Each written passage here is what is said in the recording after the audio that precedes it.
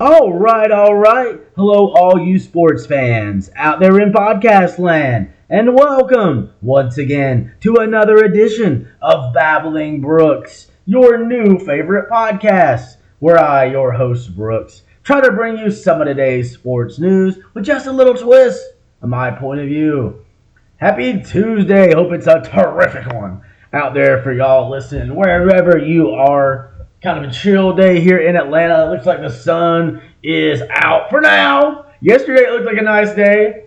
And then, of course, right about the time I decided to walk home from work, I was like, oh, it's a little bit of rain. I can handle this. Just wrap my t-shirt around my head so my headphones were like slightly covered at least. It's not too bad, Then like by the halfway point, I'm like jogging. Because it's like, this is an actual storm. This isn't just a little bit of rain. I'm getting hit by fucking hell. H-A-I-L. Not like it was so bad it was hell. But it was a little hell mixed in. I started getting little things that hurt. I'm like, that's not rain. And I was like, but this thunder, this lightning is really damn close, so I better get on home before I get electrocuted. Because I did have a friend once who was allegedly hit by lightning, I think it was 2 times, and he was okay, as far as I could tell. Just side note, a lot of people didn't believe that, but I didn't have a reason to believe dude was lying. But I don't want to test it out and get, shocked by God myself. And it was like, I was kind of worried about some of the, trees around, but there was just like one big old branch that fell, and it just fell across, the sidewalk, the path leading up to the house, right before the steps to the porch. But, that didn't fall while I was there. So, but there was a couple times when I was about just past the halfway point, I'm like, damn, man, I might get hit by a branch. I might get hit by a fucking tree. Because shit was just going around like crazy. And we just had that other storm last week. It was like knocking down big old trees in Grant Park here in Atlanta. Wild time of year. I was telling somebody yesterday, is it just me, or is Georgia turning more into Florida, weather-wise, every summer? It seems like every summer it gets more humid, more storms, where it's like, oh, it's a nice day. Because the other day, Sunday, it wasn't really surprising when it started raining, storming, whatever. And then it was not as bad as this, for sure. And, because it looked like rain pretty much the whole day. It just rained off and on. But yesterday, it was kind of a nice, hot summer day. Started out cool, the first 5 minutes of the walk to work. It was 8:40. So, that was right when the temperature and humidity went up. Big jump there. But having said all that, that's whatever. That's the weather. You may not be anywhere near this weather and not give a damn. Who can blame you? We're all having wild weather, though, 120 degrees out west, too humid, too many storms here. And apparently the storms went all the way up the East Coast. The Braves game last night ended up getting delayed for over an hour and a half due to the rain. We'll get into that in a second. First, I wanted to touch on a couple other things around the sports world, starting, of course, with my Panthers. Was just watching an Adam Theilen interview he did yesterday with Pat McAfee. Had to skip the first part because I don't want to hear about your fucking golf brand, man. Sorry. I don't give a damn about golf, and I never fucking will. But it was interesting other than that. Adam Theilen seems like it's going to be a really good pickup for the Panthers. He's very hungry to prove people wrong. A lot of people think he's done. He's washed up, past his prime. But it looks to me like he's still got a little gas left in the tank. The wide receivers, I love picking up him. I love picking up DJ Chark, who said, I will be healthy this year. I feel like he is going to be a great piece. Terrence Marshall Jr., year 3. Time to prove something. He's got some guys nipping on his heels. He's right now penciled in as one of the starting receivers, along with Theilen and Chark. But you got to watch out. Laviska Shenault Jr. is a weapon. Dude can do a lot of shit. He's a big, strong guy. Can run with the ball once he gets it. We saw it limited times last year, where plays would just work out to where he would just boom. And I'm even more encouraged this year that they're working with him because like this coaching staff compared to last year's coaching staff, streets ahead. In the words of Chevy Chase's character Pierce Hawthorne on Community. If you haven't watched Community, you got to watch Community. Whenever the strike's over, we're finally going to get the movie next year. But that's a whole other episode. But damn, I almost lost my train of thought. So yeah, you got Laviska Shenault Jr. just with an incredible, especially offensive minds we have on this team. The one good thing I'll say about last year's coaching staff, because I don't want to feel like I slighted the entire coaching staff. Obviously, special teams and O-line were good. And I really like Steve Wilkes as the head coach down the stretch when he took over from Matt Rule. But I understand why they wanted to go in the direction of a more offensive-minded coach, because we have not had that in Carolina Panther history. And just the coaching staff that was assembled. Frank Reich, didn't do great his first time there in Indianapolis, but he had like the surprise retirement of his franchise quarterback and a lot of other stuff. And not everybody is successful their first time. And look at Bill Belichick. Didn't do a lot with the Browns. They're the Browns, but still. So, Frank Reich, I like him. And you got just the staff they have. Jim Caldwell as a special assistant. Thomas Brown, probably a future head coach coming from the Rams as your offensive coordinator. You've got Andy Dalton, who is basically a quarterback's coach, barring any sort of injury to Bryce Young. And he's got a lot of experience and a lot of shit in this league. And then Josh McCown, a journeyman quarterback who is the quarterback's coach. And those guys usually make the best quarterback's coaches because they've been around. They've seen how it goes a lot of different places, what works, what doesn't work. So just such a strong staff on the offensive side. It's not even going into the defense. Viro Enerjo, he also probably a potential future head coach. I mean, we interviewed him for the job we gave Frank Reich coming out of Denver. And he's got Don Capers, our first head coach, as a special assistant. That's not even to mention Frank Reich was our first fucking quarterback. Before Kerry Collins was ready, it was Frank Reich. Still a little upset since I realized recently we could have drafted Steve fucking McNair instead of trading to get, and trading back and going with, was it Biaka Batuka? No, it was Kerry Collins and then Biaka Batuka, I believe, so long ago.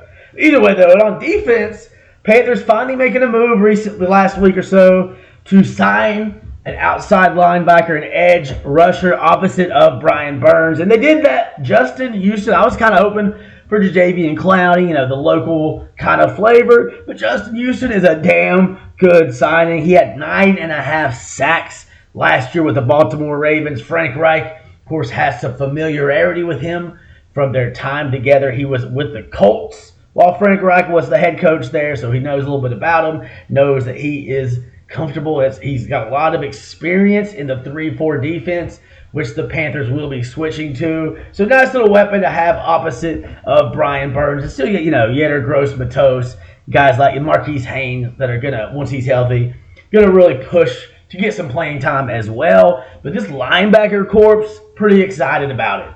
When you've got Justin Houston on one side and, of course, Brian Burns on the other. The sad thing is, Brian Burns apparently is not close at all with the Panthers when it comes to trying to figure out an extension. So he's willing to play on that $16 million he's guaranteed this year and sort of see what happens. But I feel like he wants to stay long term, he says, with the Panthers. It'd be nice to see him work something out before the year because we know how that can go. We've seen what happens with the Braves sometimes when you don't work it out as an extension when you have a chance. But apparently part of the deal is they're waiting to see what happens with Nick Bosa, because that is whenever he signs his new deal, that is going to reset the edge rusher market. So they're trying to wait and see what happens there, I believe, as well. But hopefully they get him locked in, because Brian Burns is special. Number 0 for a reason, because ain't nobody like him. That's how many people are like Brian Burns, a big, fat, 0 dude is special. Then in the middle, Shaq Thompson and Frankie Louvu. Now those guys got some talent. Frankie Louvu surprising a lot of people last year. Most people didn't expect a lot out of him coming over from the Jets. But boy, what a year he had putting his name out there. And he, in my opinion, is primed to have an even better year this season coming up. And then you've got Jeremy Chin, who is kind of just like the wild card in all this. They're, for obvious reasons, not wanting to talk too much about what his specific role will be. but they have said he's moving up a little bit instead of just being just a safety, which he played some in college, and he's pretty good. But his main strength is kind of just do a little bit of everything. And so he could be sometimes there in the linebackers with them, sometimes back there in the secondary. Either way, dude is a weapon for sure, man. So that's exciting. You know, Von Bell, safety coming over from the Bengals. Great pickup because he's a great safety. Can be kind of like a quarterback back there in the secondary a little bit. And also, like I said, it leads to being able to do more with Jeremy Chinn. And I think this is just such a good coaching staff, top to bottom. I trust them to use these guys appropriately. And the Panthers will, of course, have their first preseason game Saturday against the Jets. Aaron Rodgers probably not going to play, but Bryce Young going to play a little bit. So we'll see how that goes. Hopefully better than Matt Corral's preseason game last year. And better. But either way, excited. I'm going to start trying to talk more and more about the Panthers. Just because so much has been going on. First with basketball and baseball. Now it's just baseball. But just so much to talk about with the Braves. It's hard to sometimes work in football. Because there's not like big news, you know. It's just good news. I mean, little good things like hearing about, Adam Theilen. And I've heard from other people too, if you watch interviews and read stuff, that Bryce Young apparently is impressing veterans in practice. He is not looking like a rookie from the things we are reading. Like Adam Thielen talking about how he's like day 5 of training camp. He's like breaking down like protection stuff with his O-lineman. Like dude knows his shit already. And that's encouraging. It's one thing to know it. It's another thing to execute it in NFL game action. Which we'll get to see a version of that soon with him. But obviously, preseason is preseason. It's the NFL, but it's not the NFL. Hell. So there's that, Excited about the Justin Houston signing. Really hope they can get something worked out with Brian Burns. You do appreciate Brian Burns. Some guys in his situation, maybe they sit out. And you can't necessarily blame them a lot of times. But you do appreciate that he's like, you know what? I'm getting paid $16 million. I'd like to work out a deal for next year, but I'm going to be here at camp while that process plays out. Like he wanted to show leadership, and I appreciate that. Well, while I do understand when guys sit out time to time, sometimes you got to do that. You got to protect your value. You got to get what you feel like you deserve. And you could say, like, pro athletes are overpaid. Of course they are. But you know who's more overpaid? The owners who don't, put their body on the line at all. They barely put their money on the line. That's its front. They know it's a pretty safe investment at this point. So they don't really have to do a lot with that. So like the NFL owners or the NBA owners are going, if they pay the players less, are going to, like, give that money to teachers? No! They're going to give it to their spoiled-ass fucking rotten kids who are just going to be a bunch of rich assholes and bastards for the most part. Not exclusively, obviously, but let's face it, for the most part, that's what's happening. So I don't want to hear about athletes are overpaid. It's like, yeah, so what? So, I'm not going to see it. The owners are going to keep it. And then there's going to have rich guys just getting even richer. So fuck that noise. Speaking of some noise, how about Team USA warming up for the FIBA World Cup coming up soon? I believe it's like the Philippines is where they'll start out, but it's also New Zealand, maybe Australia. I can't remember where else. Either way, they did play Puerto Rico. That's technically USA, right? That's a protectorate. On a side note of that, I think Puerto Rico should get the choice to decide if they want to be a state. Yes, if they don't want to be a state, or if they want to stay how they are, that's fine too. But maybe they want freedom. But at least, if they're going to be part of America, let them have some representation. Let them have a vote in Congress. Make them a state. Or set them free, if that's what they want. Self-determination, baby. But yeah, we kicked their ass in basketball. It was close for the first half, but the second half, Team USA went off. Still not sure how I feel about this. I mean, some of my earliest sports memories are the fucking Dream Team. And this is a very talented squad with a very good chance of winning it all this year in this FIBA World Cup. But they ain't the Dream Team or even the Redeem Team. No Jordan, no Kobe. it was the dream team had the best player in the world, plus two guys who most recently were among the best in the world. Because Larry Bird at that point was hurt, that point in his career. But a few years earlier, maybe even still at that point, what could have been considered one of the best in the world. But definitely a few years earlier. Not very far at all. Just a couple, really. Because even with all those injuries, dude could still fucking score like nobody's business.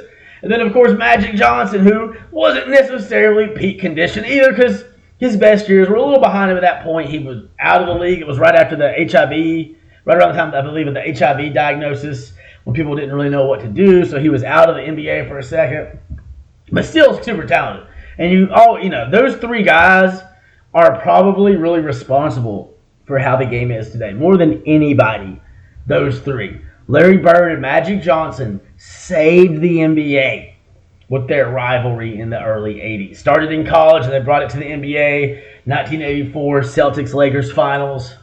Like they had already got eyes on the game, but they really upped it starting then. And then, of course, same time Michael Jordan was on the rise.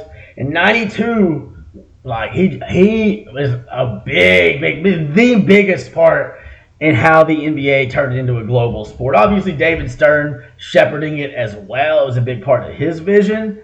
But that vision would not have been realized without a player with the greatness and the magnitude of Michael fucking Jordan. 2, 3, 4, 5, whatever. 2 3s, Jordan here, baby. And yeah, so excited to see what they can do. I mean, especially Mikal Bridges, Jalen Brunson. I think they're going to be like a core. Then you got Jaren Jackson Jr., reigning Defensive Player of the Year. It just doesn't I feel like you should be able to get at least one superstar. I know Trae Young is interested in playing some Olympic ball. Hopefully it'll be cool to see him get a chance to do that. And Luka is representing his country. The Canadian team is fucking stacked. Like Jamal Murray, Derek Brooks, Shai Gilgeous-Alexander. Like, honestly, I think it comes down to Canada and America. Maybe France. They got, Rudy Gobert and a couple guys. And, these other teams have more experience playing together normally than the American team, which is one thing that kind of works against us in some ways. And I think Steve Kerr is coaching the team right now.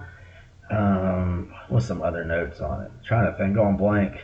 So, obviously Greece. I mean, Giannis is playing. I think Joel Embiid is playing. No, I didn't. The Joker's not. I thought he was, but then it was Jovic, his countrymate from the Heat, that was a rookie last year. So definitely going to be watching. I think the tournament starts on the 25th. Team is heading over to Europe and a couple other places for a couple more, 4 more warm-up games before it starts. It'll be fun to watch. There's definitely some talented dudes and some guys that are fun to watch. But it just feels like they could have got a superstar. But maybe they don't need it. We'll see, though. They was it 7th place in the last World Cup. So they got got some work to put in. None of those guys are coming back from that one. That was a team that had Jalen Tatum and Jason Brown. Or Jalen Brown and Jason Tatum. Sorry, I got that backwards. As I was saying, wait, that doesn't sound right. So not the dream team, but still a pretty damn good team. And they ended up beating Puerto Rico by 30 points. It was a very close, most of the first half. They're running away with it in the second half. But Puerto Rico doesn't have any NBA players. So there's that. But just because teams don't have NBA players don't mean you can sleep on them necessarily. Because, like I mentioned before, some of these guys spend a lot more time playing together than the NBA guys who are normally just competing with each other.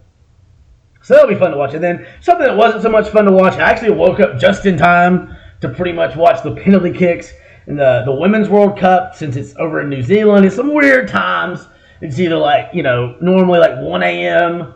or the earliest you'll see a lot of games. Sometimes there'll be some other ones, like first round USA game during the group stage. I think they had a 10 o'clock game or something. But for the most part, these games it's between 3 and 5 or 6 a.m. But I woke up the other day, oh shit, USA's on. They're tied 0 with Sweden. Nobody could score in the extra time, so they went to penalty kicks. And the early, couple misses. They looked good at first, man. They were hitting them all. Then they missed one. Sweden kept making. They were tied, so they did an extra one. The goalkeeper even made one. For Team USA was definitely surprised. I don't think I've seen a goalkeeper do penalty kicks. And I thought it was going to be like that was the rule that the goalkeeper had to go after you did the first 5 and it was still tied. But I was like, nope, that's not what it is because their goalkeeper didn't go. But I had some chances. Of course, the big thing was like, oh, sorry, I got to get a drink of water.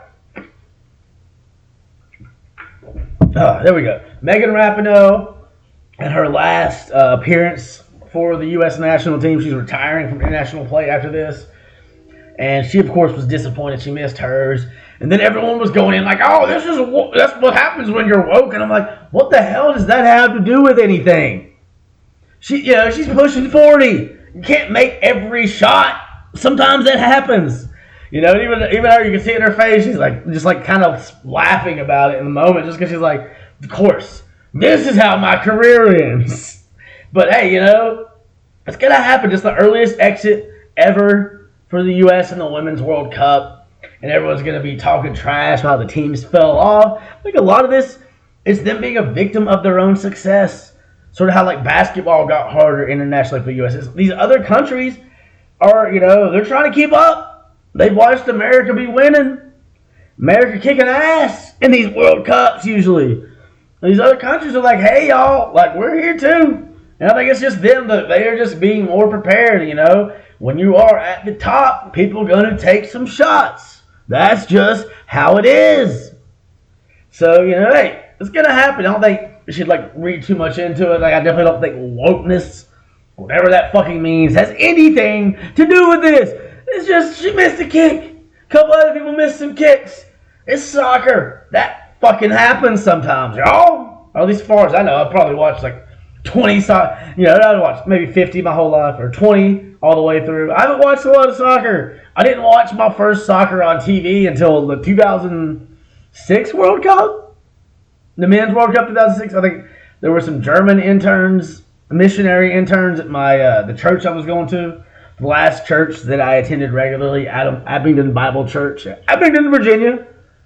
After I switched over there from Fellowship Chapel in Bristol, Virginia, which is where my parents went. That was a big fuss. I'm like, you need to go to church for this. One time they grounded me, but I still went to Carolyn's because it was a trip with their church, and they wanted me to go to that church. I could spend maybe I should do an episode about my church's history. That would be fun, but not for you sports fans, but maybe for some other people. I don't know. I'll think about doing some alternate episodes at some point coming forward. But, going in all of that, I did not expect to go 22 minutes on those 4 things I wrote down. But let's talk about the Braves. That's what I usually talk about. That's why you're probably here. Hear about our beloved Braves playing the Pittsburgh Pirates, the start of a 4-game series up there. And honestly, I can never remember the name of their new park. I just want to say Three River Stadium. Just like when we were in Cincinnati, I want to say Riverfront Stadium. Pittsburgh, the city of the 3 rivers. Some other field, though. It's not Three River Stadium. That one got tore down a while ago. We're playing the Pirates. And it's fitting we're playing the Pirates just 2 days. Or 1 day, because now it's 2 days. But 1 day after the 50th anniversary of Roberto Clemente being inducted into the Hall of Fame in 1973. The greatest pirate of all time great dude in general, died when his plane crashed when he was trying to deliver medical supplies and different supplies after a hurricane, or an earthquake, in Nicaragua. And that's why they named the humanitarian award after him. Now, what he did, that was something he did on the regular. He came from nothing, and once he got paid, he did his best to try to pass it on and take care of other people that needed it. And I was reading the thing too, and it's weird. It's almost like there's a lot of claims that he knew he was going to die early. There was even one quote that was like, well, God lets you know when you're going to die. And I'm like, he does? I guess he did Roberto Clemente, because they mentioned that when he was they were like, what about you going to get 3,000 hits? He's like, oh, if I'm alive. And he did. He got exactly 3,000 hits. It was almost like he knew time was running out. Kind of spooky, you chills. That he and his wife, I've even read a couple places that she was saying that he had seemed to almost know he was going, expected to die early. King, he was more adversarial. I guess he knew he was getting the death threats. I don't know if Clemente was getting death threats. He might have got a couple, Probably not as many as Martin Luther King Jr., but, he probably got some. And shit, the FBI was trying to get King to kill himself. And that's what, they're fucked up, man. The Democrats don't trust the FBI too much. Because look what they've done in the past. Like I said, that's a whole other episode. But Roberto Clemente is, an all-time baseball hero. I've always been fascinated by him. I actually trying to find a book. All the books I was looking at in the Fulton County Library system were like juvenile books. So I need to find an adult Roberto Clemente book. Because I haven't read a Roberto Clemente book in a long time. But just a fascinating guy, really great player, really great dude, more importantly. Exactly, I just can't get over exactly 3,000 hits. But the Pirates, man, they took care of business last night. It looked like I should have known not to talk like I did. I was like, oh, this should be a good time. Braves have lost 2 in a row. Good time to get back right. You got Spencer Strider going up against a dude who is not very good. That's what it looked like. But when it came down to it, Spencer struggled. That's 3 starting pitchers in a row for the Braves that have given up 5 runs or more. Because Bryce Young gave up 7 and the only 5 were earned. So it wasn't all on him, but still, Bryce, Charlie, and now Spencer with a struggle start. And this was the tied for the shortest start in his career. Apparently 1 year to the date of this terrible showing, he had his other terrible showing against the Mets. I don't know if something really bad happened in Spencer Strider's life on August 7th that just keeps him distracted or what. Maybe it's just dumb luck. That's just how it happens. But it was an ugly, ugly start. He only couldn't even get out the 4th inning. Or out the 3rd inning of this one. 2 2/3 innings pitched. Just a rough 3 walks in the 3rd inning alone, which is unheard of. He had only had 6 total walks in his last 6 starts. In that same time, he had 62 strikeouts. So he had a 6-62 ratio. In this game, it was 3-3. The lowest, I think, definitely the lowest strikeout total this year for Spencer Strider. It was like they started hitting the fastball, and he got scared to throw strikes. Because normally, you throw that strike, that 99, 100 miles an hour, shit's kind of hard to hit. But the Pirates kept making contact. But even, sometimes it'd be foul ball, sometimes like a double. But you could tell, like, it got in his head. He got kind of frizzled up in the head a little bit when they started hitting all his fastballs, and it was like he got scared to throw fastballs for strikes. Pirates kept going right at us in this one. And Spencer just got scared to try, kept throwing the slider, the changeup. Changeup just wasn't hitting the right way. Just nothing was going for a strike. So they just stopped swinging. There was one point, it was like 5 or minimum, at least 5 or 6 straight balls. He walked a guy on 4 straight pitches. That's when I knew he was about to come out the game. I'm like, I don't know if I've ever seen Spencer do that. 4 straight pitches? It's just like, I'm sure it's happened, but it didn't happen much. The fact he's only walked 6 people in 6 starts. Usually he mixes some strikes in there. But he just did not have his stuff today. He was 8-1 in his previous 12 starts. So he'd given up some runs and some home runs in his starts, but usually he's able to work around it and buckle down and get some outs. But this time, he could not, man. Only had 1 hit in the first 2 innings. Pirates pitcher was perfect those first 2 innings.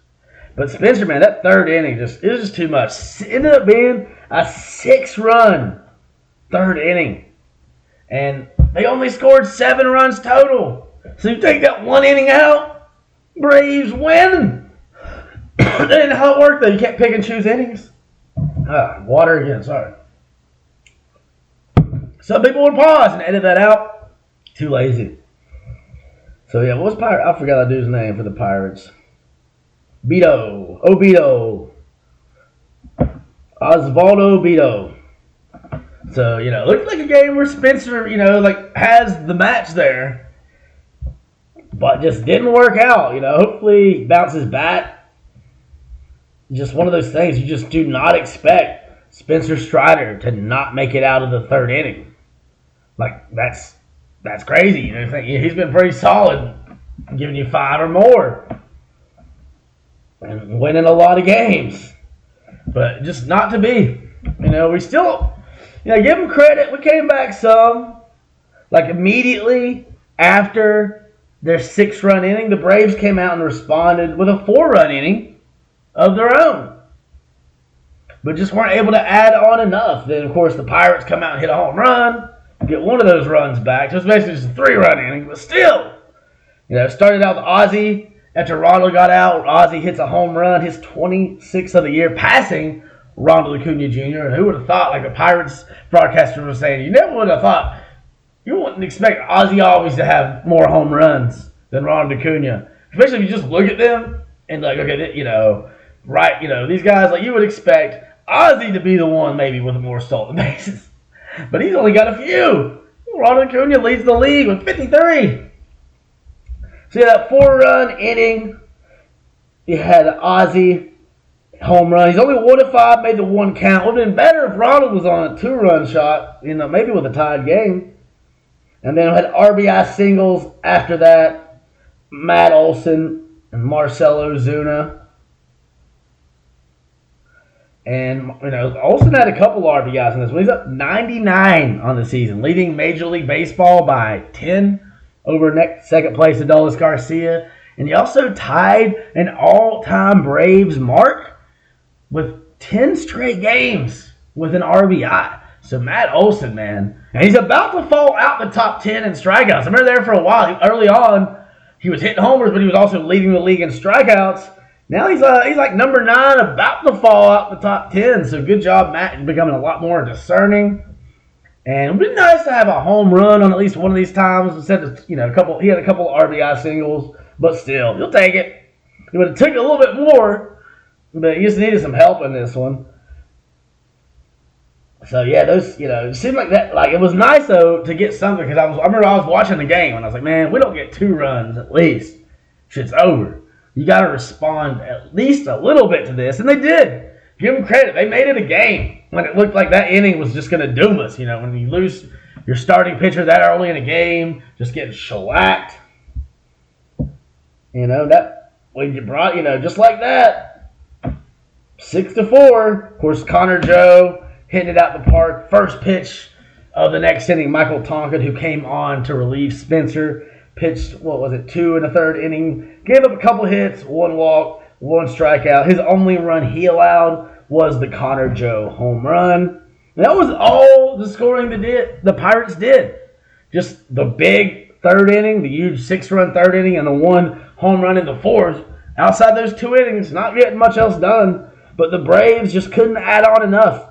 Matt Olson added, like we mentioned, another RBI single, knocking in Ozzie Albies in the 5th inning.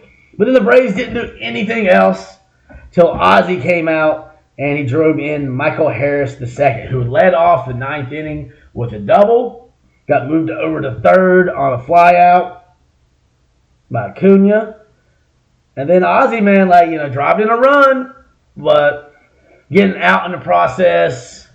And, because I honestly don't think they were really worried about that. They're like, as long as we get another out, we won't care about the guy scoring. I mean, they care, but you know what I mean. When you're 1 out away, you don't have that run on. As long as you don't get a home run, you don't care. 1 run's whatever. 2 runs sucks, or sucked for them, and the Braves just couldn't do anything else there. Austin Riley grounding out, game over. 7-6, man. We weren't far off, considering that, they scored 6 runs in 1 inning. Not a bad outcome. In all 3 games in this losing streak, the Braves have been in it. The Braves have had chances to win. This time we did hit better, than Pittsburgh, with runners in the scoring position. We didn't leave as many guys on as them. But, like I said, just that inning was just too much to overcome. Spencer Strider definitely probably, his worst performance of the season, maybe his career. So I don't expect him to do that 2 games in a row. I would expect a bounce back next time we see him on the mound. Either way, definitely concerning because he knows he's got to do better. His post-game comments, you got to appreciate him, not passing the bucket. He's like, hey, that's on me. And I think that means he'll just work on he'll work on and come back better. You're gonna have those starts. You can't always pitch great. best pitchers in the world are going to have shitty starts from time to time. He just got to, get out of his own head. I think that's what happened once they started making contact on that high-speed fastball of his. He got scared to throw it. He's just got to, instead of getting scared to throw it, just throw it better. Easy for me to say, but it's like, just throw it better. Duh. But still a rough one for the Braves, but still in it. Ronald Acuna Jr., 0 for 5. Apparently the first game in his career, I can't remember the exact number, there's like 20-some games in his career against the Pirates. He's gotten on base in every single one of them until this.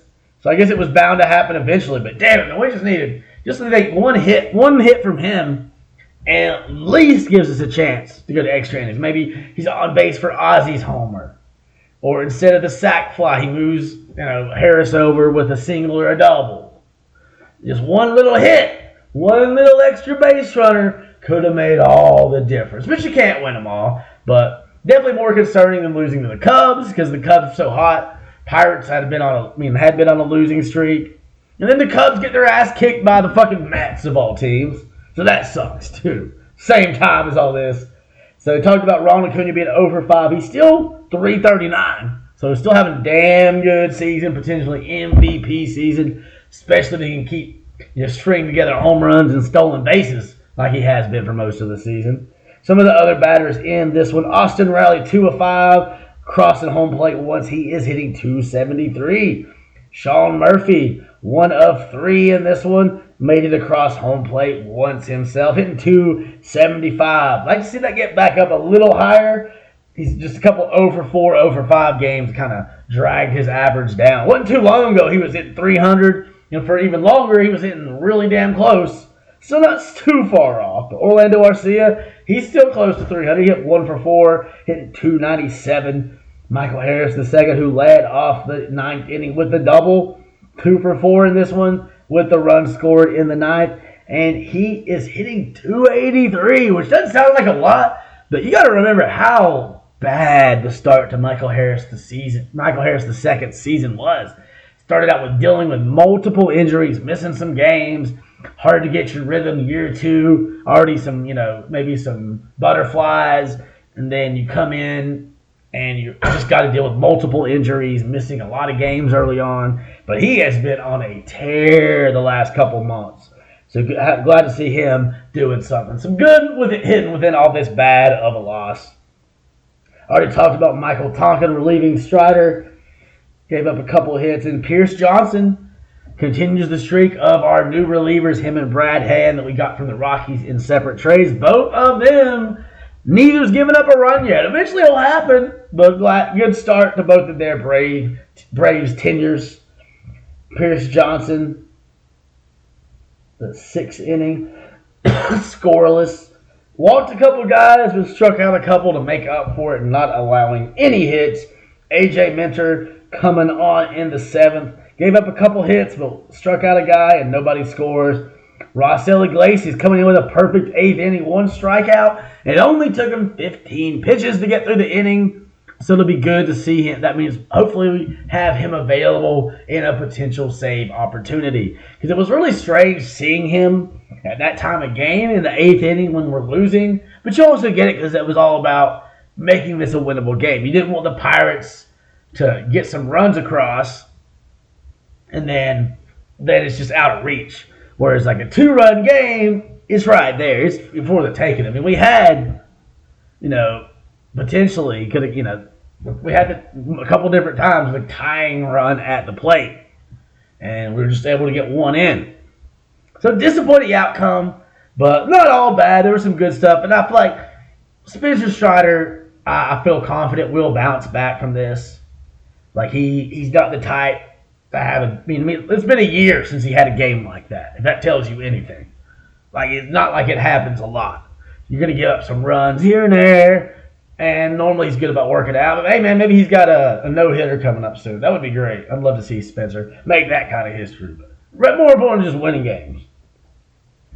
So it'll be nice, it's like it kind of sucks though. You get Max Fried back and all the excitement of that. 8-0 win to start the series in Chicago, and then since then, the other starters, maybe they just got tired of carrying the team. not carrying it. They had some offensive help for sure, but you know what I mean. Like, big, doing a lot of extra work, a lot of extra pressure on those three, especially Bryce Elder and Spencer Strider. Charlie, it's kind of been a struggle for Charlie this year, but he's still someone you can trust. And some of that isn't always his fault. Sometimes he's just not getting any run support.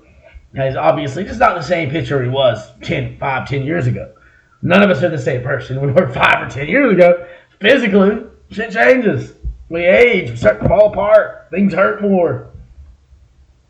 But hopefully the Braves can bounce back tonight. We do have Yanni Chirinos making his third start with the Braves, going up against Mitch Keller, who played in the All-Star game, but is 0-4 since.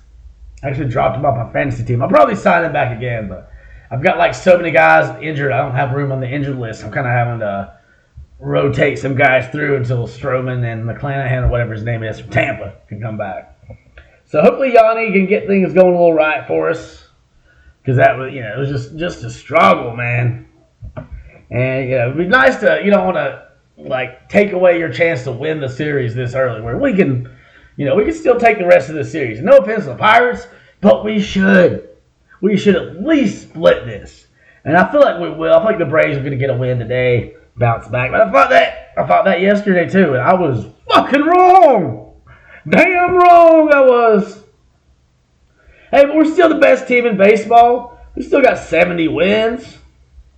Still 10 games up on the Phillies. They got a little bit closer. They were off yesterday. They got not off. They got rained out, so they ended up off, but they weren't planned that way. But still, they still like just doing so damn good. We're still up by 10 games. But they're on a 2-game winning streak. We're on a 3-game losing streak. But we both won 6 of our last 10. So overall, it's keeping it kind of close. The Marlins kind of fallen off. They're 5 losses in a row. They've lost 8 of their last 10 games. The Mets won, but they're still 20 games back. So who gives a fuck about the Mets, right? Quick look around. We don't have the most wins in baseball. We're tied now for the most wins. We're not alone in having the most wins in baseball, as the Orioles have won 4 in a row, and 8 of their last 10 to build their lead up to 3 games over the Tampa Bay Rays, and they are 70-42. So we still got a better winning percentage, 636 to 625, due to them having 2 more losses than us. But we do not have the sole title of most wins in baseball, but that's fine. The main thing is the division, the National League. We're still 5.5 games up on the Dodgers, who are the next best team in the National League. Like I said, 10 games up on the Phillies, who got 61 wins in the National League East. But it ain't just about the regular season. It ain't just about the pennant. This team wants to do more. This team is going to be disappointed if it does not make a World Series, if it does not win a World Series. That's what this team is meant to do. Can we do it? Yes, I think we can. But will we? That's another thing. There's a lot of baseball that is not predetermined. So you gotta play a lot of ball to get there. But I like our chances, because you're gonna have some hiccups, and this is when you'd like to have those hiccups, as opposed to like 2 months from now in the heat of the playoffs, right? And see, Dylan Lee pitched a perfect inning the other day. He is due, I believe, to pitch tonight. That goes well, he'll probably be back with the team within the next week. We'll have to figure out what to do with the bullpen, because we could have Jesse Chavez coming back. Of course, had just A.J. Minter come back recently. So, good to get guys back from injuries, but now you got to figure out what to do with them, because a lot of these guys don't have minor league options. Johnson and Hand done a good job as pickups at the trade deadline. See what we got. And some other cool news, I saw Vaughn Grissom's got a 30-game on-base streak down there in up there in Gwinnett, whatever. So good for him, and glad we didn't trade him, because he can still be a valuable piece of this team, and they can still trade him in the off season or something. But I still like the idea of either maybe sometime this year in Gwinnett they could see what he looks like in left field. Like, I think that's something they should at least consider. Because obviously we can play him some at DH. He could be just like a mega utility guy that can play at least in the middle of the infield, second base, shortstop. Maybe he can learn a little third. But we got Nicky Lopez to kind of do that. So that's why I think it'd be interesting to see like how he plays in the outfield. A lot of guys aren't really cut out for it, but maybe you don't know till you try. And something to at least think about. Because I thought going into last year, I thought, as a left fielder, Eddie Rosario, if he's gone in a couple of years, it's, some time to get Vaughn Grissom ready to take over. And then you got 3 talented infielders, and that's tough. I mean, the defensive part would be the issue, obviously. But there's always a DH. We could work him in there somehow. Or maybe some part of some big trade. You just keep building his value up down there in Gwinnett. Either way, I think I'm going to call it an episode. Braves on tonight. Yanni Chierno is going to hopefully bounce back for us. And we'll see if there's any more fights. Tim Anderson getting suspended 6 games. Jose Ramirez getting suspended 3 games for the incident. And a lot of shit talk about the White Sox, but the White Sox are refuting. Like somebody was saying that another player had slapped Tim Anderson across the face for talking shit. And that guy was like, I did not do that. That did not happen. But Tim Anderson definitely was ready to fight in this case. And ended up maybe regretting that he was so ready to fight. It was Jose Ramirez. It says he's reached out to try to talk about it with Tim Anderson, but has not had any response. I've always kind of been a fan of Anderson the last few years, like a couple years. And it's like, usually his attitude, I don't know, lately it seems like it's becoming detrimental to the team, like kind of going too far in some situations. But I don't know what's actually going on behind the scenes. That's all speculative, if you would say. But hey, man, check in tomorrow. Talk more about my beloved Braves. Hopefully about a pounding of the Pirates or something. At least a win. It don't need to be a pounding. That's just, alliteration. But, we need a win. We don't need to be losing 4 in a row. Like, fuck that shit. Fuck that noise. But anyway, man, hope y'all have a wonderful day. A terrific Tuesday. Come back for more on a wacky, wonderful Wednesday. Peace out.